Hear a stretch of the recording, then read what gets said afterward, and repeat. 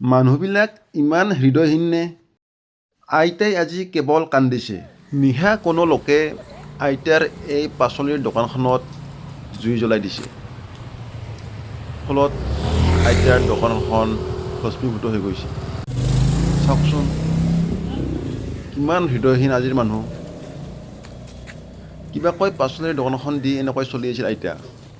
পুৱাৰ পৰা সন্ধিয়ালৈকে পাচলি তথা ফল মূল বিক্ৰী কৰিয়ে আইতা চলি আছিল। পোহপাল দি আছিল নিজৰ পৰিয়ালটো। কিন্তু সেয়াও সহ্য নহ'ল একাংশ লোকৰ।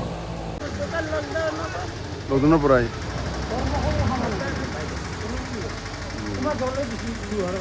চবেই গ'ল, কেনেকৈ দোকান দিম, কি খাম? ঘটনা গুৱাহাটীৰ